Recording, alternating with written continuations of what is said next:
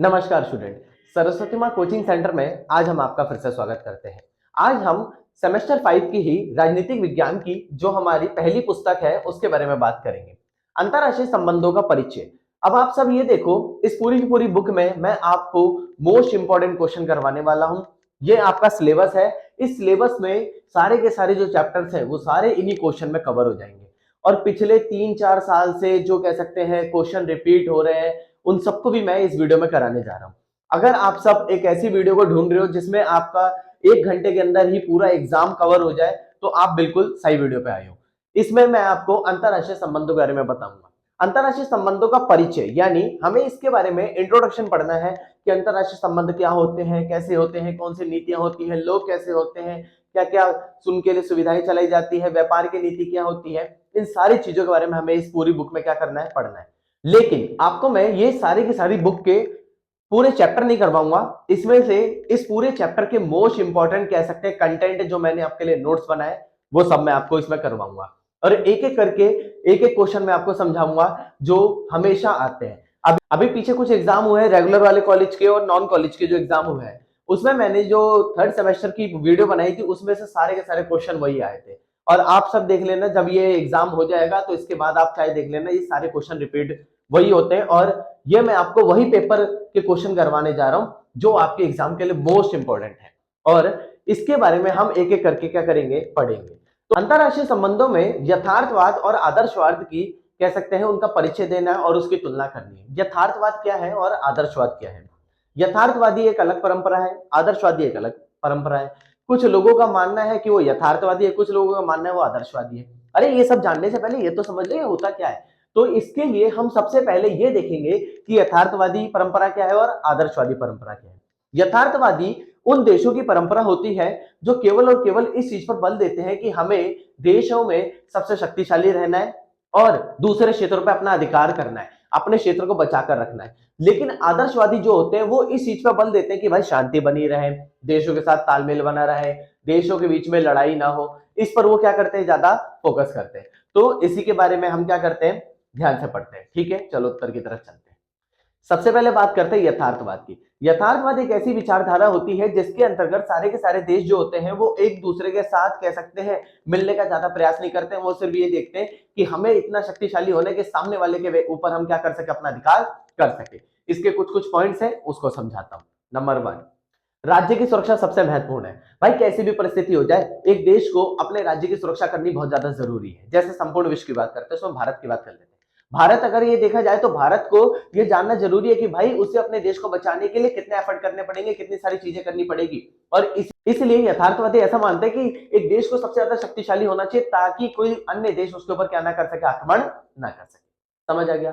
Number 2, अंतरराष्ट्रीय प्रणाली सही नहीं है। भाई यथार्थवादियों का ऐसा मानना है हमें नहीं मिलकर रहना किसी के साथ, हमें नहीं जुड़ना किसी देश के साथ। तो वो हमेशा अंतरराष्ट्रीय प्रणाली जो अंतरराष्ट्रीय संस्थाएं होती है, प्रणाली होती है, नीतियां होती है उससे दूर रहते हैं, उन्हें मतलब ही नहीं है। वो ऐसा मानता है कि अकेले रहने में ही ज्यादा क्या है, उनका भला है। उन्हें अकेले रहना है और सबसे ज्यादा क्या रहना है, शक्तिशाली रहना है। नंबर 3, शक्ति ही सब कुछ है। अर्थात यथार्थवादी ऐसा मानते हैं कि शक्ति क्या है, सब कुछ है। भाई अगर हमारे पास शक्ति है तो हम सबसे ज्यादा शक्तिशाली है, लेकिन अगर हम कमजोर हैं तो कोई भी देश हमारे ऊपर क्या कर देगा, आक्रमण कर देगा और हमारी संसाधनों को, हमारी चीजों को क्या कर लेगा, लूट लेगा। तो ये हमारे लिए बहुत ज्यादा जरूरी है। इसलिए वो ऐसा मानते हैं कि शक्ति होगी तो हमारा वर्चस्व सब पे रहेगा और शक्ति नहीं होगी तो हमारा दबदबा पूरी तरीके से क्या हो जाएगा, खत्म हो जाएगा।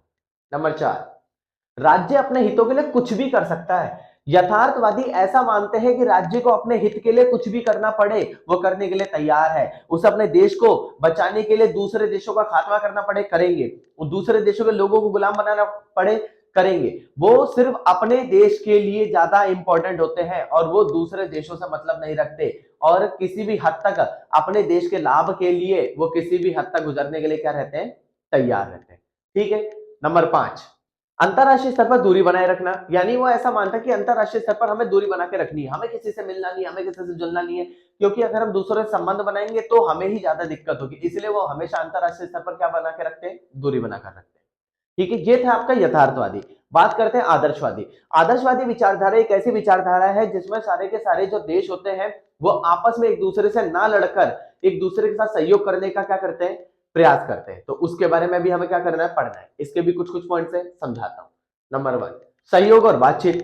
ये देश क्या मानते हैं? ये देश मानते हैं कि भाई देखो, लड़ना जरूरी नहीं है, बातचीत से भी हम सॉल्यूशन निकाल सकते हैं। एक दूसरे के साथ मिलजुल कर रहो, बातचीत देखो, और जो उनके साथ कह सकते हैं दिक्कतें हो रही है, उन सारी दिक्कतों को क्या करो, सुलझा दो, सीधी सी बात है।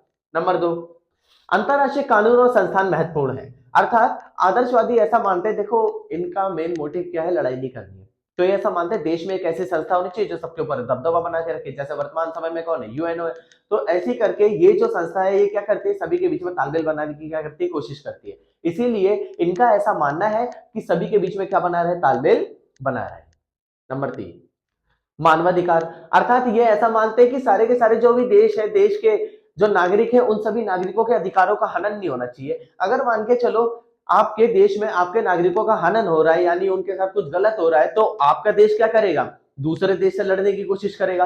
अगर आप उनको उनके साथ बुराई नहीं करोगे, उनको उनके अधिकार नहीं छीनोगे, तो कोई भी देश नहीं लड़ेगा। तो इससे विश्व में क्या बनी रहेगी, शांति बनी रहेगी। तो इसलिए ये लोग क्या करते हैं, लोगों के अधिकारों का सम्मान करते हैं, जिसे मानवाधिकारों का सम्मान कहा जाता है।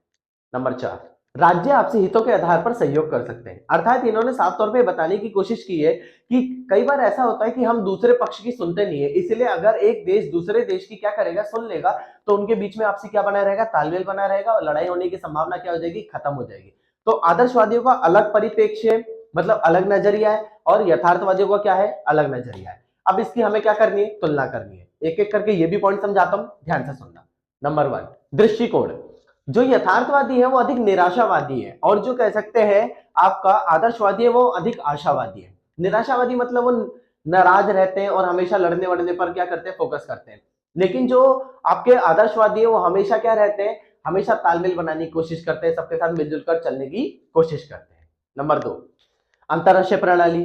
अर्थात जो कह सकते हैं यथार्थवादी वो अंतरराष्ट्रीय प्रणाली को गलत मानते हैं, अंतरराष्ट्रीय प्रणाली नहीं होनी चाहिए, ये नहीं होना चाहिए, वो नहीं होना चाहिए। लेकिन जो यथार्थवादी है वो क्या मानते हैं, वो ऐसा मानते हैं कि सारे के सारे जो लोग हैं वो कह सकते हैं अंतरराष्ट्रीय स्तर पर अगर न्याय होगा, कानून बनाए जाएंगे, तो सभी का क्या होगा, बेहतर कह सकते हैं तालमेल बनेगा, और सभी देशों को एक साथ आगे बढ़ने का क्या मिलेगा, मौका मिलेगा। नंबर तीन, नैतिकता की भूमिका। यथार्थवादी क्या मानते हैं, राज्य का हित सबसे पहले है, मतलब राज्य को किसी भी स्तर पर बचाना है, उनको आगे बढ़ाना है। लेकिन जो आदर्शवादी है वो क्या मानते हैं, लोगों के लिए नैतिकता ज्यादा जरूरी है, लोगों को आगे बढ़ाना जरूरी है, और लोगों के बीच में तालमेल बैठाना क्या है, जरूरी है। नंबर चार, समाधान। यथार्थवादी का सिर्फ और सिर्फ एक ही तरीका समाधान, लड़ाई लड़ो, जीतो, और कह सकते हैं सामने वाले को परास्त कर दो। आदर्शवादी का क्या मानना है, सहयोग करो, बातचीत करो, और सारी चीजों को क्या करो, समाप्त करो। तो ये सिंपल सा आपका पहला क्वेश्चन था जो मैंने आपको करवा दिया। क्वेश्चन नंबर दो की तरफ चलते हैं। मार्क्सवाद किस प्रकार पूंजीवादी दृष्टिकोण के लिए जरूरी है? क्योंकि अगर देखा जाए तो मार्क्सिस्ट विचारधारा यानी मार्क्सवादी विचारधारा, इसमें हमेशा लोगों को आगे बढ़ाने का प्रयास किया जाता है, लेकिन इसमें हमेशा कुछ ना कुछ देशों का क्या होता है, नुकसान होता है, और कुछ लोगों का भी क्या होता है, नुकसान होता है। तो अंतरराष्ट्रीय स्तर पर पूंजीवाद के तहत अगर देखा जाए तो मार्क्सवादी विचारधारा जरूरी है या नहीं है, इसकी हमें क्या करनी है, आलोचना करनी है। तो पहले मार्क्सवादी विचारधारा समझते हैं और फिर उसके क्या करेंगे, कुछ पॉइंट समझेंगे। मार्क्सवाद एक सामाजिक और आर्थिक सिद्धांत है जिसके अनुसार कह सकते हैं किसी भी समाज को आर्थिक रूप से, सामाजिक रूप से आगे बढ़ाने का प्रयास किया जाता है। परंतु अगर यहाँ पर साफ तौर पे देखा जाए तो सारे देशों के बीच में जो भी नीतियां चलाई जाती हैं, जो भी फैसले लिए जाते हैं, वो केवल और केवल अमीर वर्ग के लिए, अमीर देशों के लिए लिए जाते हैं, जिसमें सबसे ज्यादा शोषण किसका होता है, गरीबों का। इस पूरे क्वेश्चन में मेन हमें जो मोटिव पढ़ना वो पता है क्या है, कि एक अमीर वर्ग होगा, एक गरीब वर्ग होगा। अमीर वर्ग हमेशा गरीबों को क्या करेगा, दबा के रखेगा। पूरे के पूरे क्वेश्चन में सारे के सारे पॉइंट्स में मेनली जो होगा यही सारी की चीजें आएंगी। तो एक एक करके इसके बारे में बात करते हैं, ध्यान से सुनना। नंबर वन, मार्क्सवाद और पूंजीवाद संरचनाओं की आलोचना। सबसे पहला है शोषण।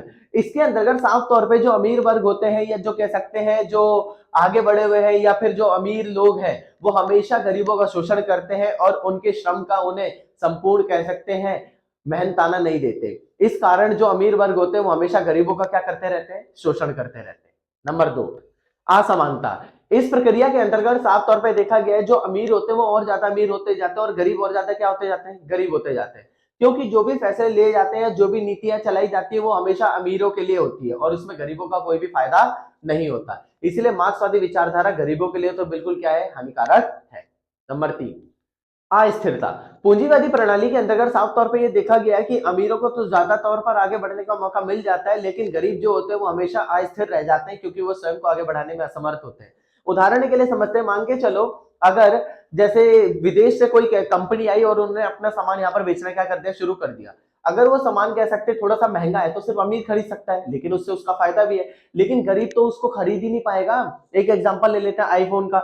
आईफोन की जो प्राइसेस है वो कह सकते हैं 80,000 से शुरू हो जाते हैं, धीरे धीरे करके इनके प्राइस डाउन होते रहते हैं। अगर आईफोन की कंपनी जो एप्पल कंपनी है वो अगर 80 से भी 70 भी कर देगी ना, तो इसमें गरीबों का क्या फायदा। तो इसीलिए हमेशा अमीरों का फायदा होता है, क्योंकि गरीब जो है वो कभी खरीद ही नहीं सकता उसे। तो गरीब हमेशा क्या रहता है, दबके रहता है, और वो हमेशा अस्थिर रहता है, कभी भी आगे नहीं बढ़ पाता। नंबर 4, पूंजीपति वर्ग का वर्चस्व। सीधी सी बात है, जब सारी चीजों में आगे बढ़ने को अमीरों को मिलेगा, सारी चीजों में आगे बढ़ने को अमीरों को मिल रहा है, उसके साथ साथ सारी चीजों को करने का अमीरों को मौका मिल रहा है, तो गरीब बढ़ ही नहीं पा रहा है, और हमेशा दबदबा किसका रह रहा है, पूंजीपति वर्ग का। तो ये आपकी कह सकते हैं नीति जो है सिर्फ किसके लिए बनाई गई, पूंजीपति वर्गों के लिए। ठीक है। नंबर 5, श्रमिक वर्ग की स्थिति, अर्थात साफ तौर पे बताया गया कि जो श्रमिक होते हैं उनकी स्थिति बहुत ज्यादा खराब होती है, क्योंकि सारी की सारी जो नीतियां चलाई जाती हैं वो लोगों के लिए चलाई जाती है, जो फैसले लिए जाते हैं वो लोगों के लिए लिए जाते हैं, लेकिन श्रमिकों को कभी भी आगे बढ़ने का मौका नहीं मिल पाता, उनके लिए जो नीति है वो बिल्कुल भी चलाई नहीं जाती। अब बात करते हैं अंतरराष्ट्रीय राजनीति के बारे में। अंतरराष्ट्रीय राजनीति में इसका क्या योगदान है। ठीक है, सबसे पहला है आपका साम्राज्यवाद, अर्थात जो पूंजीपति देश होते हैं वो अपने साम्राज्य को बढ़ाने का प्रयास करते हैं और उनकी साम्राज्य सीमा बढ़ती जाती है, 1 2 3 4 ऐसे करके बहुत सारे देश जो होते हैं वो अमीर होते जाते हैं, लेकिन गरीबों का योगदान क्या हो जाता है, पूरी तरीके से खत्म हो जाता है। नंबर 2, अंतरराष्ट्रीय संघर्ष, अर्थात सिर्फ और सिर्फ अमीरों को आगे बढ़ने का मौका मिलता है, इस वजह से जो गरीब देश होते हैं उनके बीच में और अमीर देशों के बीच में हमेशा क्या होती रहती है, लड़ाई होती रहती है, और दोनों एक दूसरे को समान रूप से आगे बढ़ाने का क्या करते रहते हैं, प्रयत्न करते रहते हैं। नंबर 3, वैश्विक असमानता, सीधी सी बात है, अमीरों को आगे बढ़ने का मौका मिल रहा है, गरीबों को आगे बढ़ने का मौका नहीं मिलता, चाहे अमीर देश ले लो या गरीब देश ले लो, तो दोनों के बीच में हमेशा क्या बनी रहती है, असमानता बनी रहती है, क्योंकि एक वर्ग आगे बढ़ रहा है और दूसरा वर्ग कभी भी आगे नहीं बढ़ पा रहा। नंबर 4, आर्थिक निर्भरता, जो गरीब देश होते हैं वो हमेशा अमीर देशों पर क्या रहते हैं, डिपेंड रहते हैं, इस वजह से जो कह सकते हैं अमीर देश है उनका वर्चस्व भी बना रहता है और गरीब देशों को ना चाहते हुए भी उनकी बात क्या करनी पड़ती है, माननी पड़ती है। नंबर 5, वैश्विक अस्थिरता, अर्थात इस वजह से जो कह सकते हैं विश्व में भी अस्थिरता बनी रहती है, एक समाज के लोगों को आगे बढ़ने का मौका मिलता है लेकिन सबको आगे बढ़ने का मौका नहीं मिल पाता। तो ये आपका दूसरा क्वेश्चन था जो भी बहुत ज्यादा इंपॉर्टेंट था। अब चलते हैं तीसरे क्वेश्चन की तरफ। पुरुष प्रधान समाज में अगर देखा जाए तो अंतरराष्ट्रीय स्तर पर जो पुरुष थे उनको आगे बढ़ने का मौका मिला, लेकिन महिलाओं का योगदान बिल्कुल भी खत्म था। आप सबने इससे पहले फेमिनिज्म यानी नारीवाद के बारे में पढ़ा होगा, जिसमें हमेशा क्या किया जाता है, नारियों को आगे बढ़ाने के लिए कोशिश की जाती है। इसी वजह से हम इस पूरे क्वेश्चन में ये पढ़ेंगे कि नारियों का क्या योगदान है, उनका क्या महत्व है और उनको आगे बढ़ाने के लिए हमने क्या क्या प्रयास किए। ठीक है, फर्स्ट सेमेस्टर में भी मैंने ये पढ़ाया था, आपका थर्ड सेमेस्टर में भी पढ़ाया, अब फिफ्थ में भी मैं आपको पढ़ा रहा हूँ। ठीक है, ध्यान से सुनना। पहले पॉइंट की तरफ चलते हैं। नारीवाद सिद्धांत एक अंतरराष्ट्रीय ऐसी व्यवस्था है जिसके अंतर्गत नारियों के महत्व और नारियों की कह सकते हैं जिम्मेदारियां और नारियों को आगे बढ़ाने के लिए प्रयास के बारे में पढ़ाया जाता है, और इसमें हम ये देखते हैं कि नारियों को कितनी ज्यादा मात्रा में आगे बढ़ाने का हम क्या कर रहे हैं, संपूर्ण प्रयास करते हैं। नंबर 1, पुरुष प्रधान अंतरराष्ट्रीय व्यवस्था, अर्थात साफ तौर पर यह बताया गया कि हमेशा समाज में पुरुषों को आगे बढ़ने का मौका दिया गया था, पुरुष नंबर 1 थे, सबसे ऊपर थे, स्त्रियों के हर फैसले में उनकी भूमिका होगी, वो हमेशा अपने आप को आगे बढ़ाएंगे, लेकिन जो महिलाएं हैं वो कभी आगे नहीं बढ़ सकती, अपने लिए कुछ नहीं कर सकती। लेकिन समय बदलता गया और हमने महिलाओं के लिए कुछ अधिकार भी दिए और उनको आगे बढ़ाने का प्रयास भी किया। इनके कुछ पॉइंट्स हैं, उनके बारे में पढ़ते हैं। नंबर 1, लिंग आधारित शक्ति संबंध, यानी शुरू से ही अगर देखा जाए तो पुरुष को सारी की सारी शक्ति दी गई थी, घर के फैसले लेना और सारी नीतियां चलाना, जो भी चीजें हो रही है उन सब में सबसे ज्यादा योगदान किसका हो रहा है, पुरुष का हो रहा है। इस वजह से कह सकते हैं शक्ति जो थी सबसे ज्यादा किसके पास थी, पुरुष के पास थी। नंबर 2, महिलाओं की अनुपस्थिति, अर्थात कैसी भी परिस्थिति हो महिलाओं की अनुपस्थिति यानी होने के बावजूद भी उनकी अनुपस्थिति देखी जाती थी। व्यापार में बोलने का अधिकार नहीं है, राजनीति में जाने का अधिकार नहीं है, शिक्षा प्राप्त करने का अधिकार नहीं है, घर में रहना है, तो एक तरह से क्या है, उनका होना ना होना एक बराबर था, इसीलिए उनकी अनुपस्थिति बहुत ज्यादा क्या बनी हुई थी, हमारे सामने दिक्कत बनी हुई थी। नंबर 3, महिलाओं के अधिकार, अर्थात साफ तौर पे महिलाओं के अधिकार को हमने उन्हें दिलाने की कोशिश की, उनको आगे बढ़ाने का प्रयास किया, उनको समाज में आगे बराबर लाने की कोशिश की, शिक्षा उन्हें उपलब्ध करवाई, ताकि हर स्तर पर कह सकते हैं महिलाओं को संपूर्ण मात्रा में क्या मिल सके, संपूर्ण मात्रा में उन्हें आगे बढ़ने का अवसर मिल सके।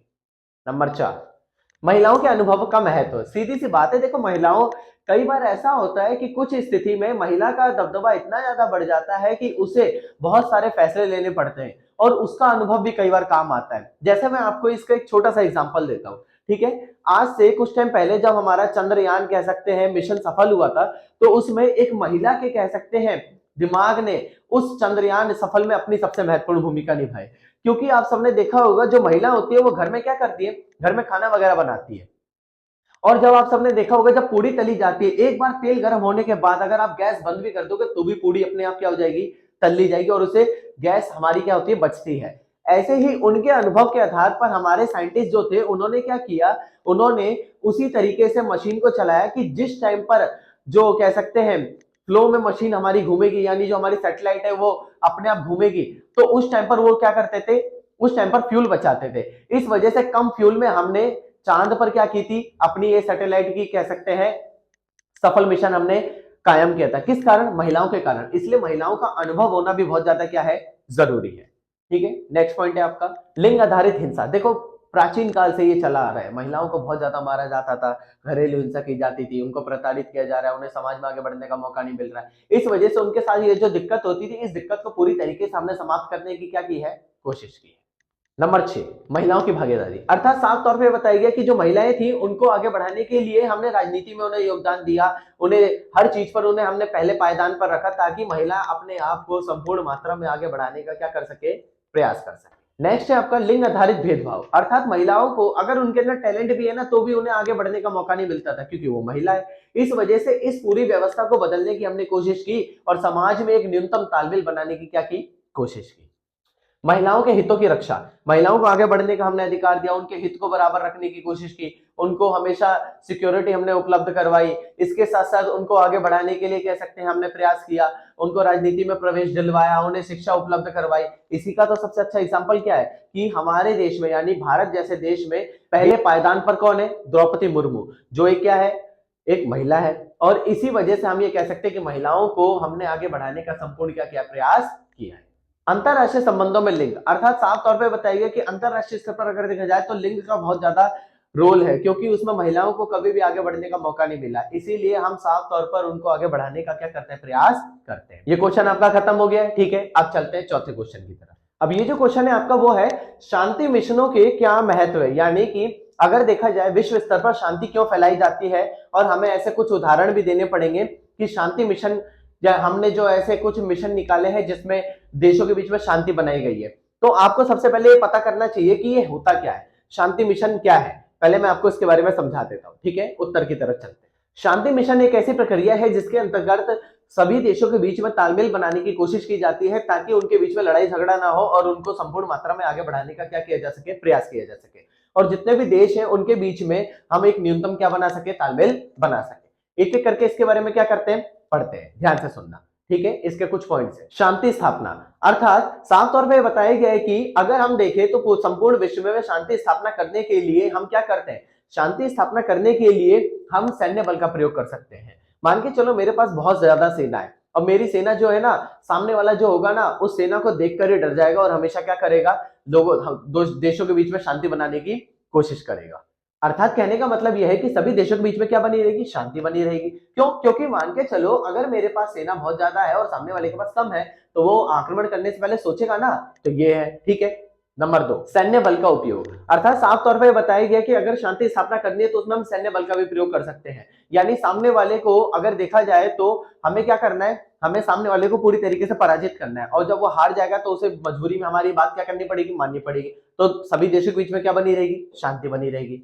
नंबर 3, संघर्ष के पक्षों को अलग रखना। ये सीधी सी चीज है, अगर आपको देशों के बीच में शांति बनानी है ना, पता है क्या करो, एक पॉइंट ऑफ व्यू उस देश का रखो और एक पॉइंट ऑफ व्यू दूसरे देश का रखो। यानी दोनों देशों के अगर पॉइंट ऑफ व्यू को रखोगे, यानी उन दोनों की राय को अगर महत्व दोगे तो शांति अपने आप बनी रहेगी, क्योंकि आपने उनकी बातों को भी सुना और हमारी बातों को भी सुना। तो दोनों पक्षों की राय को कह सकते हैं महत्व देना बहुत ज्यादा क्या है, जरूरी है। नंबर 4, शांति बनाए रखने के लिए सैन्य बलों की तैनाती। मतलब सामने वाले को इतना डरा दो, इतना डरा दो कि सामने वाला आक्रमण करने से पहले 4 बार सोचे। अब मेरे पास अगर सेना भरपूर मात्रा में होगी और सामने वाले के पास भी होगी, लेकिन अगर मैं उनको शुरू में ही क्या करूंगा, अपनी सेना से उनको डरा दूंगा या फिर उन्हें कह सकते हैं बीच में हरा दूंगा, तो क्या होगा, उन्हें थोड़ा बहुत डर बैठ जाएगा और इस वजह से वो संपूर्ण युद्ध में अपनी भूमिका नहीं निभाएंगे। इस वजह से देशों के बीच में क्या बनी रहेगी, शांति बनी रहेगी।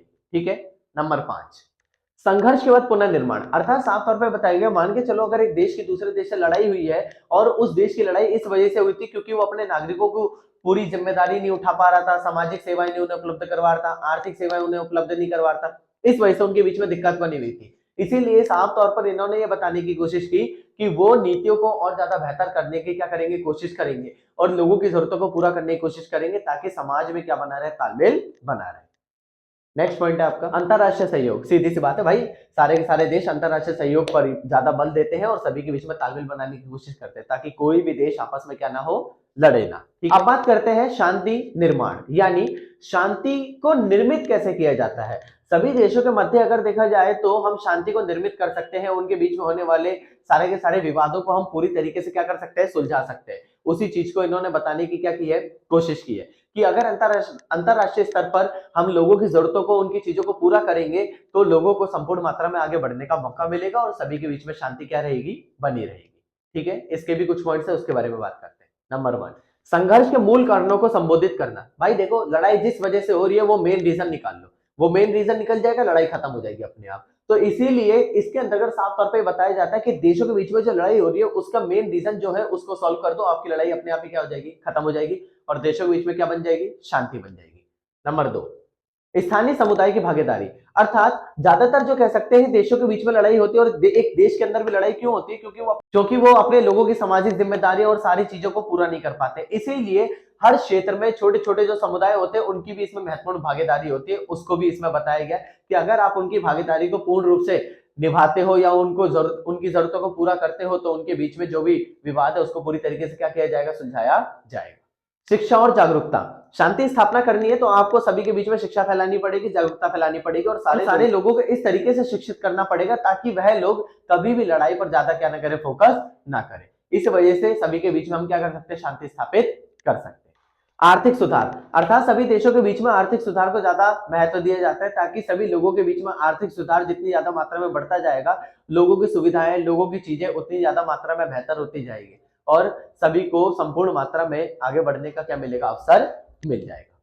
संस्थागत सुधार, अगर आपको सभी देशों के बीच में शांति स्थापना करनी है तो आप एक ऐसे नियमों का कह सकते हैं संकलन करो जिससे सभी के बीच में तालमेल बना रहे और लोगों की जिम्मेदारियां, लोगों की चीजों को पूरी तरीके से खत्म करने का हमें क्या मिल जाएगा, अवसर मिल जाएगा। तो ये चीज भी इन्होंने बताई है। ठीक है, अब चलते हैं निष्कर्ष की तरफ। शांति स्थापना और शांति निर्माण में दोनों पक्षों की राय का होना बहुत ज्यादा जरूरी है क्योंकि दोनों देशों की अगर बात सुनी जाएगी तभी जाकर दोनों के बीच में शांति स्थापित की जाएगी। इसीलिए हमने कुछ कह सकते हैं प्राचीन काल में बहुत सारे देशों ने मिलकर कुछ शांति प्रयास किए थे, कुछ सफल हुए थे और कुछ क्या हुए थे, असफल। तो इन मिशनों के बारे में बात करते हैं। ठीक है, सबसे पहले हम बात करेंगे सफल शांति मिशनों के उदाहरण, यानी जो हमारा सफल ऐसा शांति मिशन जो हुआ है उसके बारे में बात करते हैं। कंबोडिया में सफल शांति कह सकते हैं मिशन। तो सन 1992 और 1993 में हुआ क्या कि कंबोडिया में जो उनके बीच में कह सकते हैं आपसी मतभेद हो रहे थे उसको पूर्ण रूप से हमने खत्म करने की कोशिश की और उनके बीच में तालमेल बनाने की कोशिश की। ये हमारा सफल प्रयास था जिससे देशों के बीच में कह सकते हैं विवाद क्या हो गया, समाप्त हो गया। दूसरा है असफल, यानी ऐसे कौन सा मिशन है जो असफल भी हुआ था। असफल शांति मिशनों के उदाहरण, सोमालिया में संयुक्त राष्ट्र की विफलता, यानी अगर देखा जाए तो सोमालिया नाम के जो देश है उसके अंतर्गत संयुक्त राष्ट्र ने पूरी तरीके से शांति स्थापित करने की कोशिश तो की लेकिन वो शांति स्थापित नहीं हो पाई। इस वजह से उसके बीच में क्या बना हुआ, विवाद बना हुआ है। तो ये हमारा क्या था, असफल मिशन था। ठीक है, एक सफल बता दिया, एक असफल बता दिया। ये क्वेश्चन भी आपका खत्म हो गया। अब चलते हैं अगले क्वेश्चन की तरफ। क्वेश्चन नंबर जो 5 है वो आपका है मानवाधिकारों को परिभाषित कीजिए और आज के टाइम में अगर देखा जाए तो मानवाधिकार जरूरी क्यों है। तो उत्तर की तरफ चलते हैं। मानवाधिकार वह अधिकार होते हैं जो मानवों के अधिकार होते हैं। इनके तहत समाज में उन्हें आगे बढ़ने का मौका मिलता है और अपने जीवन को जीने का मौका मिलता है, अपने जीवन को बेहतर बनाने का मौका मिलता है ताकि कोई भी देश और कोई भी कह सकते हैं अन्य व्यक्ति उनके ऊपर क्या ना कर सके, अपना अधिकार ना कर सके। इसलिए मानवाधिकारों को ज्यादा क्या दिया जाता है, महत्व दिया जाता है। तो इसके भी कुछ कुछ पॉइंट्स हैं, उसके बारे में बात करते हैं। नंबर 1, मानवाधिकारों की आवश्यकता और महत्व। ठीक है, इसके कुछ पॉइंट्स पढ़ते हैं। नंबर 1, व्यक्तिगत गरिमा की रक्षा, अर्थात मानवाधिकारों की रक्षा तभी होती है जब आप एक इंडिविजुअल व्यक्ति की गरिमा यानी उसको स्वतंत्रता देते हैं, आगे बढ़ने का मौका देते हैं, उसको नीतियां चलाने का मौका देते हैं, तब जाकर आप बेहतर चीजों को क्या कर पाएंगे, अच्छे से कर पाएंगे। नंबर 2, असमानता और भेदभाव को रोकना। मानवाधिकारों का असली मतलब तभी होता है जब लोगों के बीच में असमानता पूरी तरीके से खत्म हो जाए, उनके बीच में जाति, धर्म, लिंग, भाषा, जन्म स्थान या किसी भी आधार पर भेदभाव नहीं होना चाहिए और इसी वजह से उनके बीच में कह सकते हैं समानता को क्या करना चाहिए, महत्व देना चाहिए। नंबर 3, न्याय और समानता। अगर सभी के बीच में अगर कह सकते हैं आपको उनके मानवाधिकारों की रक्षा करनी है तो उन्हें न्याय दो, उन्हें समानता दो। आपके देश में नहीं मिलता, आप अंतरराष्ट्रीय स्तर पर उनको लेकर आओ। तो इसीलिए एक देश के अंतर्गत अगर देखा जाए मानवों के अधिकारों की रक्षा करनी है तो उन्हें न्याय देना जरूरी है, उन्हें समानता देना जरूरी है, उन्हें स्वतंत्रता देना जरूरी है, ताकि उनके साथ किसी भी आधार पर शोषण ना हो। नंबर 4, व्यक्तिगत स्वतंत्रता। मानवाधिकारों का आधार सबसे बड़ा यही है भाई, उनके बीच में व्यक्तिगत स्वतंत्रता को लेकर आओ, ताकि वो सारे के सारे देश जो है वो क्या करेंगे, वो आपस में आगे बढ़ेंगे, अपनी बातों को रख पाएंगे, हर व्यक्ति अपनी स्वतंत्रता को जी पाएगा, कहीं भी आ जा पाएगा, अपने विचारों को प्रकट कर पाएगा, तभी देशों के बीच में हम कह सकते हैं उनकी स्वतंत्रता को महत्वता दे पाएंगे। ठीक है। नंबर 5, सामाजिक स्थिरता। यानी वर्तमान समय में अगर देखा जाए तो इन्हीं सारी चीजों को समाप्त करने की कोशिश की गई है। भारतीय संविधान के अनुच्छेद 14 से लेकर अगर देखा जाए तो आपके 32 तक मौलिक अधिकारों का प्रावधान है, जिसमें समानता का अधिकार, स्वतंत्रता का अधिकार, शोषण के विरुद्ध अधिकार, धार्मिक स्वतंत्रता का अधिकार, शिक्षा एवं संस्कृति का अधिकार, संवैधानिक उपचारों का अधिकार, ये सारे वो अधिकार है जो लोगों के साथ होने वाले अत्याचारों और कह सकते हैं और भी कई प्रकार के विवाद को सुलझाने की क्या करते हैं, कोशिश करते हैं, और उनके बीच में तालमेल बनाने की कोशिश करते हैं। ठीक है। अगले पॉइंट की तरफ चलते हैं। मानवाधिकारों को उल्लंघन को रोकना। कैसी भी परिस्थिति आ जाए, अगर लोगों के साथ उनके मानवाधिकारों का उल्लंघन हो रहा है तो उस पर रोक लगाओ, उनको आगे बढ़ाने का प्रयास करो, उनको समाज में सबके बराबर लाने का प्रयास करो, तभी जाकर नीतियों को ज्यादा बेहतर किया जा सकेगा। व्यक्तियों की सुरक्षा। मानवाधिकार दे दो और लोगों को गिरफ्तार किया जा रहा है, बिना बात के लोगों को मार दिया जा रहा है, तो ऐसी चीजों का क्या फायदा। इसीलिए अगर आपको मानवाधिकार देने हैं तो उसके साथ साथ व्यक्तियों की रक्षा करने की जिम्मेदारी भी आप ही की बनती है। और देश अगर अपने मानवाधिकारों को कह सकते हैं महत्वता दे रहा है तो इसका मतलब वो अपने नागरिकों के सारे अधिकारों को बेहतर करने की क्या करेगा, कोशिश करेगा। शिक्षा और जागरूकता। मानवाधिकारों को महत्वता देने के लिए शिक्षा और जागरूकता का होना जरूरी है, क्योंकि लोग शिक्षित होंगे तभी जाकर अपने अधिकारों की मांग करेंगे, तभी जाकर अपने आप को बढ़ाने की मांग करेंगे, और तभी जाकर लोगों के बीच में जागरूकता फैलेगी और हर व्यक्ति समाज में सबके बराबर आ पाएगा। लास्ट पॉइंट है आपका सामाजिक न्याय, अर्थात मानवाधिकारों के अंतर्गत सामाजिक न्याय को महत्वता दी जाती है ताकि सभी के बीच में होने वाले तालमेल को पूर्ण रूप से समाप्त किया जाए और लोगों को आगे बढ़ाने का क्या किया जाए, महत्व दिया जाए। ठीक है। अब ये क्वेश्चन भी आपका क्या हो गया है, खत्म हो गया। चलते हैं अगले क्वेश्चन की तरफ। वैश्विक शासन क्या है, क्या समसामयिक विश्व में इसकी महत्वता है, मतलब वैश्विक शासन क्या है, विश्व पर शासन कैसे किया जाता है, या कोई देश विश्व पर कैसे शासन कर सकता है, ये हमारा प्रश्न है। ठीक है, इसके बारे में बात करते हैं। तो उत्तर की तरफ चलते हैं। वैश्विक शासन वह प्रक्रिया होती है जिसके अंतर्गत कोई एक देश संपूर्ण विश्व पर अपना कब्जा कर लेता है या अपना दबदबा दिखा लेता है। उदाहरण के लिए अगर अमेरिका आर्थिक रूप में, सामाजिक रूप में, सांस्कृतिक रूप में संपूर्ण विश्व पर अपना दबदबा बनाए रखा है तो वैश्विक शासन में किसकी चल रही है, अमेरिका की चल रही है। एक एक करके इसके पॉइंट्स पढ़ते हैं। ठीक है, ध्यान से सुनना। वैश्विक शासन की विशेषताएं, अर्थात साफ तौर पर वैश्विक शासन के अंतर्गत हर देश के जो कह सकते हैं अधिकार है, उन लोगों की सुरक्षा है, उसको भी आगे बढ़ाने का प्रयास किया जाता है। इसके कुछ पॉइंट्स है, उसके बारे में बात करते हैं। नंबर 1, अंतरराष्ट्रीय सहयोग। अभी हमने पिछले कुछ क्वेश्चन में पढ़ा था। अंतरराष्ट्रीय सहयोग वह सहयोग होता है जिसमें नीतियों को बढ़ाने की कोशिश की जाती है, नीतियों को बेहतर करने की कोशिश की जाती है, ताकि हम अंतरराष्ट्रीय स्तर पर सभी के बीच में तालमेल को क्या कर सके, बढ़ावा दे सके। नंबर 2, वैश्विक नियम और मानक। यानी अंतरराष्ट्रीय स्तर पर अगर हम कह सकते हैं विश्व के कुछ नियम बनाएंगे, कुछ मानक तैयार कर देंगे, तो सभी देशों को उन नियमों का पालन करना पड़ेगा और उन्हीं को आगे बढ़ाने का हमें क्या करना पड़ेगा, उन्हीं को आगे बढ़ाने का हमें महत्व देना पड़ेगा। ठीक है। नंबर 3, जवाबदेही और पारदर्शिता। यानी अर्थात साफ तौर पर यह बताया गया है कि वैश्विक स्तर पर हर देश को अपनी जवाबदेही सुनिश्चित करनी पड़ती है और ट्रांसपेरेंसी यानी पारदर्शिता दिखानी पड़ती है, ताकि सभी देश उसका क्या कर सके, सम्मान कर सके और सभी को आगे बढ़ाने का प्रयास कर सके। वैश्विक नागरिक समाज की भागीदारी। भाई अगर एक देश के अंदर किसी भी व्यक्ति को सम्मान या अधिकार या कोई चीज नहीं मिल रही है तो वो अंतरराष्ट्रीय स्तर पर यूएन जैसी बड़ी बड़ी संस्थाओं से जाकर इस चीज की मांग कर सकता है, और अंतरराष्ट्रीय स्तर पर अगर उनके कह सकते हैं जो भी प्रॉब्लम्स है उन सबका हम सॉल्यूशन निकाल सकते हैं, तब जाकर वैश्विक स्तर पर कह सकते हैं एक देश का महत्व होगा और उसके साथ साथ सभी के बीच में तालमेल को बनाने की क्या की जाएगी, कोशिश की जाएगी। वैश्विक समस्याओं का समाधान, अर्थात साफ तौर पर बताया गया कि जितने भी वैश्विक देश होते हैं उन सभी के बीच में वैश्विक समस्याओं का हम क्या कर सकते हैं, समाधान कर सकते हैं, उनकी नीतियों को बेहतर कर सकते हैं, तभी जाकर हम चीजों को और ज्यादा बेहतर करने की क्या करेंगे, कोशिश करेंगे। अंतरराष्ट्रीय कानून, अर्थात वैश्विक शासन के अंतर्गत अंतरराष्ट्रीय कानूनों का होना जरूरी है, तभी जाकर हम अंतरराष्ट्रीय स्तर पर कानून को महत्व दे सकते हैं, कानून को बेहतर कर सकते हैं, उनके बीच में होने वाले सारे विवादों को हम क्या कर सके, पूरी तरीके से खत्म कर सकते हैं। ठीक है, अगले पॉइंट की तरफ चलते हैं। वैश्विक संस्थान, अब जैसे आपका अंतरराष्ट्रीय मुद्रा कोष हो गया या विश्व व्यापार संगठन हो गया या यूएनओ हो गया, ऐसी बहुत सारी कह सकते हैं संस्थाएं हैं जो अंतरराष्ट्रीय स्तर पर लोगों के बीच में होने वाले विवादों को पूरी तरीके से सुलझाने की क्या करती है, कोशिश करती है, ताकि सभी के बीच में तालमेल को बढ़ाया जा सके। वैश्विक नेतृत्व, अर्थात विश्व में एक ऐसी संस्था का होना बहुत ज्यादा जरूरी है जो सभी के बीच में नेतृत्व करे, लीड करे और सभी देशों के बीच में तालमेल को बनाने की कोशिश करे, तभी जाकर हम नीतियों को और ज्यादा बेहतर कर सकते हैं। वैश्विक सहयोग को बढ़ावा देना, अर्थात वो साफ तौर पर विश्व के अंतर्गत सहयोग को बढ़ावा देने की कोशिश करते हैं, ताकि जितने भी देश है उनके बीच में तालमेल बना रहे और सारे के सारे देश जो है एक साथ मिलजुल कर आगे बढ़ेंगे, एक दूसरे की समस्याओं का समाधान करेंगे, एक दूसरे के साथ मिलकर व्यापार करेंगे, ताकि सभी जो है एक साथ आगे बढ़ सके। लास्ट पॉइंट की तरफ चलते हैं। वैश्विक भविष्य की सुरक्षा, विश्व के अंतर्गत जितने भी देश हैं उन सभी को आगे बढ़ने के लिए एफर्ट करना चाहिए और विश्व को बेहतर करने के लिए उन्हीं को क्या करना पड़ेगा, प्रयास करना पड़ेगा, तभी जाकर हम एक ऐसे देश की स्थापना कर पाएंगे जिसमें वैश्विक शासन में कोई भी देश अपनी ना चलाए और सभी एक साथ आगे बढ़ सके। ठीक है, बहुत आसान क्वेश्चन था। अब चलते हैं अगले क्वेश्चन की तरफ। कोविड-19 की महामारी से हमने क्या सीखा और हमारे सामने कौन कौन सी समस्याएं उत्पन्न हुई थी। तो आप सबको पता है कि सन 2019 में चीन में कह सकते हैं एक्सपेरिमेंट हुआ था और उसी के कारण कोविड-19 जैसी एक महामारी आई, जिसके अंतर्गत कोरोना वायरस को ज्यादा महत्व दिया गया और इसमें कई सारे वायरस आए थे।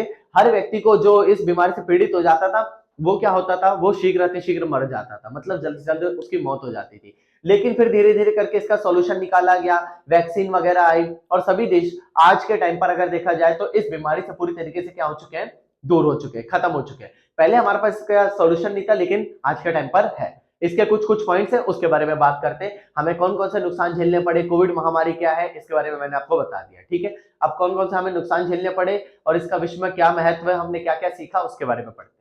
महामारी के प्रभाव, रोजगार में कमी, सारे के सारे देशों में अगर देखा जाए तो रोजगार में कमी आने लगी, क्योंकि अगर देखा जाए कोई भी व्यक्ति किसी के संपर्क में आ रहा था तो वो इससे बीमारी से पीड़ित हो जा रहा था। इस कारण उन्होंने इसको पूरी तरीके से रोकने की क्या की, कोशिश की और सभी के बीच में अगर देखा जाए तो एक अच्छे से तालमेल बनाने की क्या की, इन्होंने कोशिश की।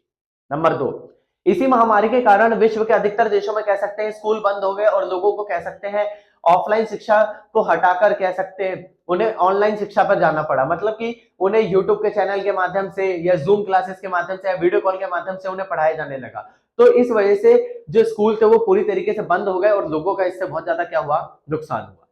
नंबर 3, ऑनलाइन शिक्षा। अब देखो एक तरफ स्कूल तो बंद हुए लेकिन दूसरी तरफ ऑनलाइन शिक्षा को ज्यादा महत्व मिला। सारे के सारे लोगों ने ऑनलाइन पढ़ाना शुरू कर दिया, यूट्यूब चैनल बहुत ज्यादा ग्रो कर गए, उनको एक प्लेटफॉर्म मिल गया। लेकिन इससे ना बच्चों को बहुत ज्यादा नुकसान हुआ, क्योंकि पहले क्या होता था, लोग ऑफलाइन जाते थे क्लासेस लेने तो प्रेजेंस ऑफ माइंड उनका वहीं रहता था। लेकिन अब क्या हुआ, उनका प्रेजेंस ऑफ माइंड हट गया, क्योंकि आप यूट्यूब पर वीडियो देख रहे हो, सामने वाले को थोड़ी पता चल रहा है वो आपको देख रहे नहीं देख रहे। इस वजह से आप पढ़ो या ना पढ़ो उनको फर्क नहीं पड़ता था और इस वजह से शिक्षा का स्तर क्या होने लगा, घटने लगा। वैक्सीन, यानी अगर देखा जाए तो इस महामारी के कारण वैक्सीन की खोज की जा रही थी, विश्व के हर एक देश में टेस्ट किए जा रहे थे कि इस वायरस का कह सकते हैं कैसे हम क्या कर सके, सॉल्यूशन निकाल सके। इस वजह से फाइनली कहते हैं 2023 में आकर हमने पूरी तरीके से कोविड महामारी से क्या कर लिया, छुटकारा पा लिया, क्योंकि वैक्सीन का क्या कर लिया गया था, निर्माण कर लिया गया था। ठीक है, अगले पॉइंट की तरफ चलते हैं। वैश्विक सहयोग में कमी, भाई कोरोना महामारी चल रही है, सारे देशों में लॉकडाउन लगा हुआ है, कोई भी देश कह सकते हैं अपने विस्तार, उनका आर्थिक विस्तार पूरी तरीके से खत्म हो चुका है। तो जो भी देश थे उनके बीच में जितने भी संबंध थे उसको उसमें पूरी तरीके से क्या आ गई, रोक आ गई। ठीक है, अगले पॉइंट की तरफ चलते हैं। निरंतरता और लचीलेपन की आवश्यकता, अर्थात साफ तौर पे उन्होंने ये बताने की कोशिश की कि सारे के सारे देशों के बीच में एक निरंतरता आ गई और सारे देशों ने पर्यावरण को बचाने के लिए बहुत ज्यादा प्रयास किया और सभी के सभी देशों में कह सकते हैं पर्यावरण को इससे बहुत ज्यादा फायदा हुआ, क्योंकि फैक्ट्री वगैरह बंद हो गई थी, काम वगैरह बंद हो गए थे, तो इससे हमारा नेचर बहुत ज्यादा क्या हो गया था, बच गया था। ठीक है, आर्थिक प्रभाव, सारे के सारे देशों के बीच में जितने भी लोग थे वो आर्थिक रूप से गरीब होने लगे। बहुत सारे लोगों की कह सकते हैं कोविड वैक्सीन के कारण मौत तो नहीं हुई, लेकिन कह सकते हैं खाने के कारण मौत हो गई, क्योंकि उन्हें खाना नहीं मिला। इस वजह से लोगों को बहुत ज्यादा नुकसान क्या करना पड़ा, झेलना पड़ा। जलवायु परिवर्तन के लक्ष्यों पर प्रभाव, यानी हमारी जलवायु पूरी तरीके से बदल गई थी और पूरी तरीके से बदलने के कारण हमें बहुत ज्यादा सफर करना पड़ा। एक साथ एक नीति नहीं चलाई जा रही थी, लोगों को बहुत ज्यादा दिक्कत हो रही थी। पर अब देखो एक तरफ जलवायु तो बहुत ज्यादा अच्छी हो रही है, हमारा वातावरण अच्छा हो रहा था, लेकिन कहीं ना कहीं हमारा आर्थिक विस्तार धीमा पड़ गया था। इस वजह से लोगों को बहुत ज्यादा दिक्कत का क्या करना पड़ा, सामना करना पड़ा। वैश्विक आपूर्ति श्रृंखला में व्यवधान, यानी बहुत से देशों को बहुत सारी चीजों की कमी होने लगी, वो आगे नहीं बढ़ पाए, उनकी नीतियां खराब हो गई, उनके बीच में कह सकते हैं समाधान को पूरी तरीके से खत्म किया गया। तो सभी के बीच में हम देखें तो लोगों को बहुत ज्यादा दिक्कतों का क्या करना पड़ रहा था, सामना करना पड़ रहा था। उस पूरी पूरी समस्याओं को हमने समाप्त करने की क्या की कोशिश की। ठीक है, लास्ट पॉइंट की तरफ चलते हैं, जलवायु परिवर्तन के प्रति जागरूकता में वृद्धि। इसके अंतर्गत साफ तौर पे लोगों को ये पता चला कि भाई जलवायु हमारे लिए कितनी ज्यादा जरूरी है, लोगों को कितना ज्यादा आगे बढ़ाया जा सकता है, नीतियां कैसे चलाई जा सकती हैं, कैसे हम समाज में आगे बढ़ सकते हैं, इन सारी नीतियों के बारे में इसमें हमें क्या किया गया है, बताया गया है। ठीक है, समझ आ गया। अब ये भी आपका क्वेश्चन हो गया। अब चलते हैं अगले क्वेश्चन की तरफ। देतांत क्या है? देखो सीधी सी बात है, बहुत छोटा क्वेश्चन है, देतांत क्या है। उत्तर की तरफ चलते हैं। देतांत का मतलब क्या होता है? देतांत का मतलब होता है कि जो सोवियत संघ था और अमेरिका था, इन दोनों के बीच में कह सकते हैं आपसी बहुत ज्यादा विवाद थे, और उसी विवाद को पूरी तरीके से खत्म करने के लिए इन्होंने देतांत की शुरुआत की। देतांत का मतलब होता है दोनों देशों के बीच में जो तालमेल है उसमें कमी आना, यानी दोनों देशों के बीच में तालमेल में किस प्रकार कमी आई, और इन दोनों जो देश महाशक्ति देश थे इनके बीच में कौन कौन सी नीतियां चलाई गई। तो इस पूरी व्यवस्था के बारे में हमें क्या करना है, पढ़ना है। ठीक है, एक एक करके इसके पॉइंट समझाता हूं, ध्यान से सुनना। अफगानिस्तान पर सोवियत आक्रमण, अर्थात साफ तौर पे बताया गया कि उसी टाइम पर अगर देखा जाए तो अफगानिस्तान पर सोवियत संघ ने आक्रमण कर दिया। इस वजह से क्या हुआ, दोनों देशों के यानी अमेरिका और सोवियत संघ के बीच में जो कह सकते हैं जो तालमेल था वो पूरी तरीके से क्या होने लगा, खत्म होने लगा। और इसी तालमेल को खत्म करने के लिए इन्होंने कह सकते हैं अफगानिस्तान पर क्या किया था, आक्रमण किया था। आक्रमण करने से क्या हुआ, यहाँ पर सोवियत संघ एक तरफ अफगानिस्तान पे आक्रमण कर रहा है, वहीं अमेरिका जो है इसके बीच में संबंध बहुत ज्यादा क्या हो गए, खराब हो गए। तो इनके बीच में तालमेल में क्या आ गई, कमी आ गई। नंबर 2, सोवियत संघ की आलोचना, अर्थात दोनों देशों के मध्य कह सकते हैं तालमेल में कमी इसलिए आई थी क्योंकि अमेरिका ने साफ तौर पर सोवियत संघ की आलोचना की खुले स्तर पर। उसने बोला कि सोवियत संघ जो है वो अपने नागरिकों की इच्छाओं को पूरा नहीं कर पा रहा है, तो इस वजह से इसको यहाँ पर कह सकते हैं इसका महत्व बहुत कम है, इसीलिए उसकी आलोचना की गई। इस वजह से दोनों के बीच में तालमेल में बहुत ज्यादा क्या आ गई, कमी आ गई। नंबर 3, हथियारों की होड़, अर्थात साफ तौर पर यह बताया गया दोनों देशों ने हथियारों की होड़ पर ज्यादा महत्व दिया। इसका मतलब क्या था, अमेरिका ज्यादा से ज्यादा शस्त्र बना रहा है, सोवियत संघ भी बना रहा है, अमेरिका इधर बना रहा है, सोवियत संघ इधर बना रहा है। दोनों देशों के बीच में तालमेल में बहुत ज्यादा कमी हुई क्योंकि दोनों देश अपने हथियारों को ज्यादा ज्यादा बेहतर करने की क्या कर रहे थे, कोशिश कर रहे थे। नंबर 4, सोवियत संघ की विस्तारवादी नीति, अर्थात साफ तौर पे यहाँ पे ये देखा गया कि सोवियत संघ ने अपनी विस्तारवादी नीति को महत्व देना शुरू किया क्योंकि उसने बहुत सारे देश पर आक्रमण करना शुरू कर दिया था। इस वजह से अमेरिका और सोवियत संघ के बीच में कह सकते हैं तालमेल में क्या आ गई, कमी आ गई। शस्त्रीकरण नीति, अर्थात इन्होंने कह सकते हैं यहाँ पर साफ तौर पे ये देखा कि अमेरिका को जब पता चला कि सोवियत संघ मेरे से शस्त्र में आगे हो रहा है, तो इसी वजह से उसने भी अपने शस्त्र बनाने शुरू किए और बाकी सारे जो कह सकते हैं उसके साथी देश थे उन सबको भी शस्त्र उपलब्ध कराने शुरू किए ताकि उनकी शक्ति ज्यादा मात्रा में बढ़ जाए। इस वजह से दोनों के बीच में तालमेल में पूरी तरीके से क्या आ गई, कमी आ गई। सोवियत संघ का आर्थिक संकट, सोवियत संघ की जो कह सकते हैं सरकार थी उसने पता है क्या किया, उसने सारा का सारा पैसा हथियारों में लगाया, उनको ज्यादा बेहतर करने की कोशिश की। इस वजह से वहां पर आर्थिक संकट आया क्योंकि वहां पर लोगों की आर्थिक जरूरतों को भी क्या नहीं किया गया, पूरा नहीं किया गया। इस वजह से भी उनको क्या हुई, दिक्कत हुई। अमेरिका की विदेश नीति में बदलाव, अर्थात साफ तौर पर अगर देखा जाए तो सोवियत संघ के पतन के कारण अमेरिका ने अपनी विदेश नीति में बदलाव ही लिया है क्योंकि उसने अब वो एकमात्र महाशक्ति बचा था, इसीलिए उसने अपने आप को ज्यादा बढ़ाने की कोशिश की और इस वजह से भी सोवियत संघ जब खत्म ही हो चुका तो इनके बीच में तालमेल में क्या होगी, कमी होगी और इनके बीच में दूरी बढ़ती जाएगी। सोवियत संघ की विदेश नीति में बदलाव, अर्थात सोवियत संघ ने उस टाइम पर कह सकते हैं अमेरिका से युद्ध करने के साथ साथ कई सारे देशों से भी युद्ध किए और उसी टाइम पर इसने कई सारे कड़े फैसले लिए थे। इस वजह से भी इनके बीच में क्या हुई, इनके बीच में कह सकते हैं दूरी बढ़ती गई और इनके बीच में तालमेल को पूरी तरीके से क्या किया गया, खत्म किया गया। अंतरराष्ट्रीय स्थिति में बदलाव, इस कारण क्या हुआ कि दोनों के बीच में तालमेल तो खत्म होता गया लेकिन इसके कारण अमेरिका को बहुत ज्यादा मात्रा में आगे बढ़ने का मौका मिला। सोवियत संघ का पूर्ण रूप से समापन हुआ और इस वजह से अमेरिका विश्व में एकमात्र महाशक्ति बन गया और दोनों के बीच में कह सकते हैं दूरी संपूर्ण मात्रा में क्या हो गई, बढ़ गई। विश्वास की कमी, यानी दोनों देशों के मध्य अगर देखा जाए तो विश्वास की कमी थी, इस वजह से इन्होंने उसको पूरी तरीके से कायम करने की कोशिश की और समाज में एक न्यूनतम समन्वय बनाने की क्या की कोशिश की। इस वजह से दोनों देशों के बीच में तालमेल क्या हो गया, पूरी तरीके से खत्म हो गया। तो वेदांत का साफ तौर पे क्या मतलब है कि दोनों देशों के बीच में तालमेल में कमी हो गई और उसी को इन्होंने बेहतर करने की क्या की कोशिश की। ठीक है, क्वेश्चन खत्म हो गया, अगले क्वेश्चन की तरफ चलते हैं। शीत युद्ध की समाप्ति के बाद अगर देखा जाए तो शीत युद्ध की समाप्ति क्या हुई और इसके बाद कौन कौन से उत्तरदायी कारण आए। तो शीत युद्ध की समाप्ति क्या है, शीत युद्ध की समाप्ति से पहले आपको ये पता होना चाहिए शीत युद्ध क्या है। तो सन 1945 में जब दूसरा विश्व समाप्त हुआ उसी टाइम पर अमेरिका और सोवियत संघ ये दो महाशक्ति बचे थे, इनके बीच में शीत युद्ध हुआ। शीत युद्ध का मतलब होता है कोल्ड वॉर, विचारधारा की लड़ाई। अर्थात युद्ध ना होकर केवल और केवल विचारों की लड़ाई को शीत युद्ध कहा जाता है, ठंडा युद्ध। और इसी के अंतर्गत अमेरिका और सोवियत संघ ने बहुत ज्यादा अपना महत्व दिया और ये लगभग आपका 1945 से 1990 तक हुआ। तो शीत युद्ध के अंत के क्या कारण माने गए, ठीक है, शीत युद्ध के अंत के क्या कारण है उसके बारे में बात करते हैं, ठीक है, एक एक करके समझाता हूं। नंबर 1, सोवियत संघ का आर्थिक संकट। अभी थोड़ी देर पहले हमने पढ़ा था सोवियत संघ का आर्थिक संकट एक बहुत ज्यादा महत्वपूर्ण कारक था, क्योंकि सोवियत संघ एक ऐसा देश था जो कह सकते हैं अपने लोगों की जरूरतों को पूरा नहीं कर पा रहा था, उसने सारा पैसा हथियारों पे लगाया और इस वजह से आर्थिक संकट आया और सोवियत संघ का पतन हुआ। तो इसका मतलब शीत युद्ध की भी समाप्ति हो गई, क्योंकि लड़ाई किसके बीच में, अमेरिका सोवियत संघ के बीच में हो रही थी। दो शक्ति में से अगर एक शक्ति हट जाएगी तो शीत युद्ध अपने आप समाप्त हो जाएगा।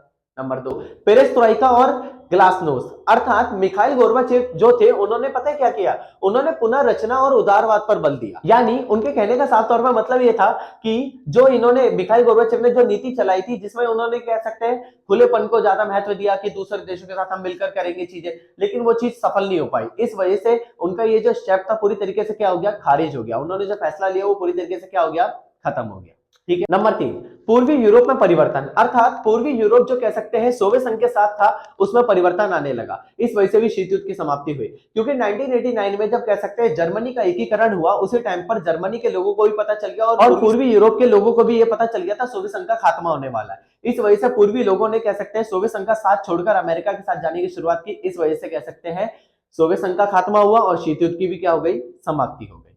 नंबर 4, जर्मनी का एकीकरण। सन 1961 में बर्लिन की दीवार की शुरुआत हुई थी, जिसमें जो जर्मनी की राजधानी बर्लिन है उस शहर के अंदर बीचों बीच कह सकते हैं दो पक्षों में दीवार बना दी गई, क्योंकि बर्लिन के आधे जो लोग थे वो अमेरिका के साथ चल रहे थे और आधे लोग सोवियत संघ के साथ चल रहे थे। लेकिन 1989 में जब लोगों को यह पता चलने लगा कि सोवियत संघ की स्थिति खराब है और वो खत्म होने वाला है, तो उन्होंने क्या किया, उस दीवार को तोड़ दिया, 1989 में गिरा दिया और इस वजह से दोनों के बीच में कह सकते हैं जर्मनी का क्या हुआ, एकीकरण हुआ और ये इससे भी क्या हुआ, शीत युद्ध की समाप्ति हुई। अमेरिका की विदेश नीति, अर्थात उन्होंने साफ तौर पर अमेरिका की विदेश नीति को महत्व दिया, क्योंकि अमेरिका ने उस टाइम पर रीगन प्रशासन की नीति चलाई जिसमें उसने सोवियत संघ को पूरी तरीके से खत्म करने की कोशिश की थी और सोवियत संघ उस टाइम पर कह सकते हैं अपनी ही चीजों को पूरा नहीं कर पा रहा था। इस वजह से सोवियत संघ का पतन हुआ और अमेरिका ज्यादा मात्रा में क्या हो गया, आगे बढ़ने लगा। सोवियत संघ की घरेलू समस्या है, सोवियत संघ ने अपनी जनता के लिए पूरी की पूरी जिम्मेदारी नहीं उठाई और इस वजह से भी उसकी समस्याओं को कह सकते हैं नजरअंदाज किया और धीरे धीरे करके उनकी जब समस्याएं पूरी तरीके से पूर्ण नहीं हुई तो इस वजह से भी सोवियत संघ का क्या हुआ, पतन हुआ और शीत युद्ध की समाप्ति हुई। नागरिकों की इच्छाओं को पूरा न करना, अर्थात सोवियत संघ ने अपनी जनता के कह सकते हैं खाद्य संसाधन पर भी ज्यादा महत्व नहीं दिया, उनकी इच्छा ही नहीं पूरी की। इस वजह से सोवियत संघ का पतन हुआ और शीत युद्ध की भी क्या हुई, समाप्ति हो गई।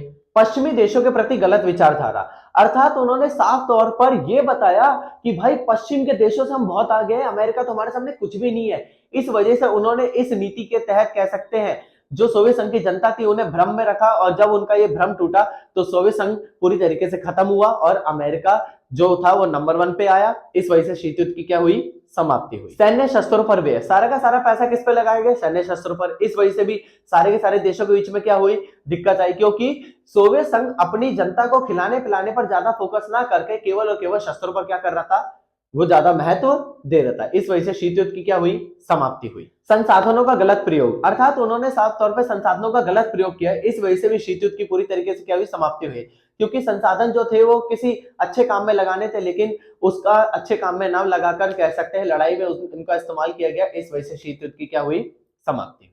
ठीक है, अब बात करते हैं अंतरराष्ट्रीय राजनीति पर प्रभाव, यानी अंतरराष्ट्रीय स्तर पर इसका क्या प्रभाव पड़ा। ठीक है, तो शीत युद्ध की समाप्ति हुई लेकिन इससे पूरे अंतरराष्ट्रीय स्तर पर क्या प्रभाव पड़ा। नंबर 1, एक ध्रुवीय विश्व का उदय, सोवियत संघ का खात्मा हुआ, दो शक्ति थी, दो में से एक खत्म हुई, एक बच गई अमेरिका, तो सारे के सारे देश अमेरिका के सुनने लगे। नंबर 2, शस्त्रों की होड़ की समाप्ति, सोवियत संघ और अमेरिका, सोवियत संघ खत्म तो अमेरिका बचा, तो शस्त्रों की होड़ भी क्या हो गई, समाप्त हो गई, क्योंकि अब कि शस्त्रों को लेकर इनके बीच में क्या नहीं होगी, लड़ाई नहीं होगी। नंबर 3, नई विश्व व्यवस्था, अर्थात सारे के सारे देशों ने अमेरिका की नीतियों को ज्यादा महत्व दिया, पूंजीवादी उदारवादी नीति को ज्यादा महत्व मिला, वैश्वीकरण को ज्यादा महत्व मिला और नई नई नीतियों को ज्यादा क्या हुआ, आगे बढ़ने का अवसर मिला। नंबर 4, विश्व राजनीति में शक्ति संबंध बदले, सारी की सारी शक्ति अमेरिका के हाथ में आ गए और सारे के सारे देश अमेरिका के साथ आगे चलने के लिए क्या हो गए, ज्यादा महत्व देने लगे। नंबर 5, पूंजीवादी उदारवादी अर्थव्यवस्था का वर्चस्व, पूरे विश्व में साम्यवादी और समाजवादी व्यवस्था खत्म तो पूंजीवादी और उदारवादी नीति को महत्व मिला, सभी को आगे बढ़ने का संपूर्ण मात्रा में क्या मिला, मौका मिला। वैश्विक शासन, संपूर्ण विश्व में अगर देखा जाए तो अमेरिका की नीति को ज्यादा महत्व मिलने लगा और धीरे धीरे करके उसको ज्यादा मात्रा में आगे बढ़ने का अवसर मिला। ठीक है, क्वेश्चन खत्म हो गया है। अब चलते हैं अगले क्वेश्चन की तरफ। क्या उत्तर शीतकाल युग में भारत का जो प्रतिमान था वो विस्थापित हुआ? मतलब शीत युद्ध के अंतर्गत अगर देखा जाए तो भारत की विदेश नीति के बारे में बताना है कि भारत की विदेश नीति क्या थी, उस टाइम पर उन्होंने किन नीतियों को अपनाया। तो विदेश नीति क्या होती है? विदेश नीति वह नीति होती है जिसके अंतर्गत सारे के सारे देश एक साथ मिलजुल कर आगे बढ़ने की कोशिश करते हैं और हमारे देश का संबंध दूसरे देश के साथ किस प्रकार है उसके बारे में भी बात करते हैं। एक एक करके इसके पॉइंट समझते हैं। ठीक है, नंबर 1, गुट निरपेक्षता की नीति। अर्थात अगर देखा जाए तो 1945 के बाद 2 गुट बने थे, एक था सोवियत गुट, एक था अमेरिका गुट। अब इन दोनों गुटों में भारत ने सम्मिलित ना होकर गुट निरपेक्षता को ज्यादा महत्व दिया, यानी दोनों गुट में सम्मिलित ना होकर हम अपना ही अलग क्या करेंगे, गुट बनाएंगे। ये भारत की विदेश नीति थी। नंबर 2, राष्ट्र हितों की रक्षा। अर्थात भारत की विदेश नीति के अंतर्गत उन्होंने राष्ट्र हितों की रक्षा के को ज्यादा फोकस किया कि राष्ट्र के हित सबसे ज्यादा मेन है, राष्ट्र को ही ज्यादा आगे बढ़ाने चाहिए, राष्ट्र को ही ज्यादा बेहतर करने का हमें क्या करना चाहिए, प्रयास करना चाहिए। नंबर 3, वैश्विक शांति और सुरक्षा। कैसी भी परिस्थिति हो जाए हमें विश्व में शांति बना के रखनी है, सुरक्षा को ज्यादा महत्व देना है, तभी जाकर हम चीजों को बेहतर कर पाएंगे। इसलिए भारत ने कई सारे समझौते किए, ताशकंद समझौता, पंचशील समझौता, आपका शिमला समझौता, ये कई सारे समझौते कई सारे देशों के साथ हुए थे जो भारत की विदेश नीति का उदाहरण है। अंतरराष्ट्रीय सहयोग, भारत ने अंतरराष्ट्रीय स्तर पर अपने आप को बढ़ाने का बहुत ज्यादा प्रयास किया, अंतरराष्ट्रीय स्तर पर अपने आप को लाने का प्रयास किया, क्योंकि भारत सभी देशों के साथ मिलकर आगे बढ़ना चाहता था और सभी के बीच में तालमेल को स्थापित करना चाहता था। विकासशील देशों के साथ सहयोग, भारत ने विकासशील देशों के साथ सहयोग पर ज्यादा फोकस किया, उनको ज्यादा बढ़ाने की कोशिश की, उनकी नीतियां बेहतर करने की कोशिश की ताकि हम सभी विकासशील देश एक साथ आगे बढ़ सके। स्वतंत्र विदेश नीति, उन्होंने साफ तौर पर स्वतंत्र रूप से विदेश नीति को महत्वता देने की कोशिश की ताकि सभी नीतियों के बीच में बेहतर करने की कोशिश की जाए, लोगों को आगे बढ़ाने का महत्व दिया जाए, उनको समाज में सभी के बराबर लाने का प्रयास किया जाए और सभी देशों को एक बराबर लाने का हम क्या कर रहे थे, प्रयास कर रहे थे। अब बात करते हैं शीत युद्ध के बाद भारत का प्रतिमान स्थापन, मतलब कि भारत ने कौन सी नीतियों को ज्यादा महत्व दिया उसके बारे में पढ़ते हैं। ठीक है, इसके भी पॉइंट्स हैं। नंबर 1, आर्थिक उदारीकरण। अर्थात शीत युद्ध के बाद अगर देखा जाए तो भारत ने अमेरिका का साथ दिया क्योंकि उदारीकरण को ज्यादा महत्व मिला। भारत में उस समय पर आर्थिक संकट चल रहा था, अमेरिका ने भारत को कह सकते हैं प्रस्ताव दिया और भारत ने इस चीज को भी क्या किया, महत्वता दी कि भारत और अमेरिका के बीच में कह सकते हैं वैश्वीकरण को महत्वता मिली और समाज में सभी को आगे बढ़ने का मौका मिला। नंबर 2, वैश्विक सहयोग। भारत ने संपूर्ण मात्रा में विश्व में बहुत ज्यादा सहयोग किया, सभी को एक बराबर लाने की कोशिश की, समाज में आगे बढ़ाने का प्रयास किया। भारत ने अंतरराष्ट्रीय संस्थाओं में अपना महत्व दिया, अंतरराष्ट्रीय मुद्रा कोष, विश्व बैंक, यूएनओ, इन सब में उसने क्या किया, अपना योगदान दिया। नंबर 3, क्षेत्रीय सहयोग। भारत ने अगर देखा जाए तो विदेश नीति के अंतर्गत क्षेत्रीय सहयोग को बढ़ावा देने के लिए कोशिश की। अब देखो 1900 कह सकते हैं 66 में हमारा ताशकंद समझौता हुआ, 1972 में हमारा शिमला समझौता हुआ, पाकिस्तान के साथ हुए थे दोनों। तो ये सारे समझौते क्यों हो रहे थे, ताकि हम अपने आसपास के क्षेत्रों के साथ क्या कर सके, अपनी नीति को बेहतर कर सके। महाशक्तियों के साथ संबंध। भारत ने अमेरिका के साथ जब अपने संबंध बनाए तो बाकी अन्य कह सकते हैं देशों को बहुत ज्यादा चिड़न होने लगी। क्यों? क्योंकि भारत का अमेरिका के साथ संबंध हो गया था और उसी टाइम पर कह सकते हैं भारत भी थोड़ा अपना दबदबा दिखाने में समर्थ होने लगा। तो इस वजह से भारत का जो कह सकते हैं वर्चस्व वो क्या होने लगा, बढ़ने लगा। विदेश नीति में लचीलापन, मतलब अगर देखा जाए तो भारत ने अपने आप को संपूर्ण मात्रा में आगे बढ़ाने के लिए बहुत ज्यादा प्रयास किए, सभी को बेहतर करने का प्रयास किया, सभी को आगे बढ़ाने का प्रयास किया ताकि जितने भी लोग हैं उन सभी के बीच में एक अच्छे तालमेल को स्थापित किया जाए। राष्ट्र हित को प्राथमिकता, अर्थात उन्होंने सबसे पहले राष्ट्र के हित को महत्वता दी। सभी देशों के बीच में सबसे पहले राष्ट्र को बराबर लाना है, राष्ट्र को आगे बढ़ाना है, राष्ट्र के लिए चीजें करनी है, इसीलिए उन्होंने ज्यादातर चीजों को बेहतर करने का क्या किया, प्रयास किया। ठीक है, क्वेश्चन खत्म हो गया है, मात्र 2 क्वेश्चन बचे, उसको भी हम एक एक करके क्या करते हैं, समझते हैं। वर्तमान बहुध्रुवीय विश्व में भारत की भूमिका का वर्णन करना है, मतलब कि वर्तमान समय में अगर देखा जाए तो भारत का क्या रोल है, भारत की क्या भूमिका है, भारत को किस प्रकार आगे बढ़ाना है, भारत का क्या वर्चस्व है, उसके बारे में बात करते हैं। ठीक है, उत्तर की तरफ चलते हैं। वर्तमान समय में अगर देखा जाए तो भारत एक उभरती हुई अर्थव्यवस्था है जो विकासशील देशों में नंबर 2 पर आता है। उसकी कुछ विशेषताएं इस प्रकार है। नंबर 1, आर्थिक विकास। भारत इतनी तेजी से अपना आर्थिक विकास कर रहा है कि विकासशील देशों में वो कह सकते हैं बहुत ज्यादा तेजी से विकास कर रहा है और आर्थिक स्तर पर अगर देखा जाए तो वो 5वीं आर्थिक शक्ति बन चुका है और इसके साथ साथ वो विश्व स्तर पर अगर देखा जाए विकासशील देशों में तो नंबर 2 पर आता है। राजनीतिक स्थिरता, भारत अगर देखा जाए तो राजनीतिक स्तर पर अगर देखा जाए तो नंबर 1 पे लोकतांत्रिक देश में आता है और सभी देशों के साथ मिलकर आगे बढ़ने का प्रयास कर रहा है, सभी को आगे बढ़ाने का प्रयास कर रहा है, सभी के बीच में नीतियों को बेहतर करने का प्रयास कर रहा है, इसीलिए सभी को बेहतर करने की क्या की जाती है, कोशिश की जाती है। सैन्य शक्ति के रूप में भारत अगर देखा जाए तो सैन्य शक्ति के रूप में चौथे पायदान पर आ गया है। भारत की सेना सबसे बड़ी सेना तो नहीं है, लेकिन एक मजबूत सेना है जो विश्व में बाकी सारे देशों को क्या कर सकती है, चुनौती दे सकती है। वैश्विक मंच पर भूमिका, भारत में सभी क्षेत्र पर अगर देखा जाए तो वैश्विक स्तर पर बहुत ज्यादा उसने अपनी भूमिका निभाई है। देशों को अच्छा करने की कोशिश की है, जो उनको बेहतर करने की कोशिश की है।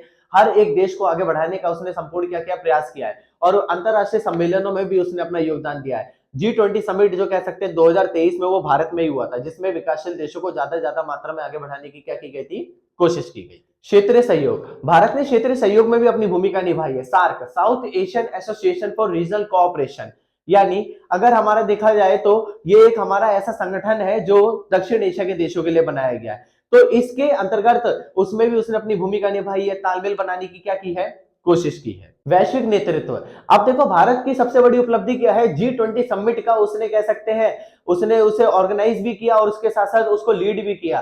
तो इसीलिए जो हमारा ये जो सम्मेलन है और इसी के तहत हम विश्व में ज्यादातर चीजों पर अपनी भूमिका निभा सकते हैं और सारी चीजों को बेहतर करने की क्या कर सकते हैं, कोशिश कर सकते हैं। अब बात करते हैं भारत की उभरती हुई शक्ति। ठीक है, मतलब भारत की उभरती हुई शक्ति क्या है उसके बारे में पढ़ेंगे। इसके भी कुछ पॉइंट्स है। नंबर, वैश्विक शांति और सुरक्षा, मतलब विश्व में शांति बनाने की कोशिश की और सुरक्षा को बेहतर करने की उसने क्या की है, कोशिश की है। नंबर 2, आर्थिक सहयोग, अर्थात साफ तौर पे अगर देखा जाए तो विश्व स्तर पर उसने आर्थिक सहयोग करने की कोशिश की, देशों को आगे बढ़ाने का प्रयास किया, ज्यादातर नीतियां चलाने की कोशिश की ताकि सभी के बीच में एक तालमेल किया जाए और विश्व को आर्थिक स्तर पर बढ़ाने का क्या किया जाए, प्रयास किया जाए। नंबर 3, क्षेत्रीय स्थिरता, अभी तक हम पहले भी पढ़ते हुए आए, हमने साफ तौर पर देखा है कि भारत ने क्षेत्रीय स्तर पर सभी देशों के बीच में तालमेल बनाने की कोशिश की, समझौते किए ताकि क्षेत्रीय स्तर पर उनके बीच में कोई भी विवाद ना हो और विश्व में शांति बनी रहे। नंबर 4, वैश्विक मंच पर आवाज, भारत ने अगर देखा जाए तो वैश्विक मंच पर अपनी महत्वपूर्ण भूमिका निभाई है, सभी को बेहतर करने की कोशिश की है, सभी को एक बराबर लाने की कोशिश की है ताकि सभी के बीच में तालमेल को ज्यादा से ज्यादा मात्रा में क्या किया जाए, बढ़ाया जाए। नंबर 5, विकासशील देशों के साथ सहयोग, अर्थात साफ तौर पर बताया गया कि जितने विकासशील देश हैं उनके साथ सहयोग को ज्यादा महत्वता दी जाएगी, उनको ज्यादा बेहतर करने की क्या की जाएगी, कोशिश की जाएगी। और जितने भी विकासशील देश हैं उन सबके साथ मिलकर भारत क्या करेगा, अपना एक अच्छा भविष्य तैयार करेगा। ठीक है, ये भी क्वेश्चन खत्म हो गया है। अब इसके आखिरी क्वेश्चन की तरफ चलते हैं। द्वितीय विश्व युद्ध के कारणों का उल्लेख कीजिए, यानी दूसरा विश्व युद्ध क्यों हुआ, इसके कारण क्या थे। तो पहले आप ये समझो कि विश्व युद्ध क्या होता है। हुआ ये कि सन 1914 में 1914 में बहुत सारे देशों ने अपने गुलाम देशों के चलते आपस में ही लड़ाई लड़ी।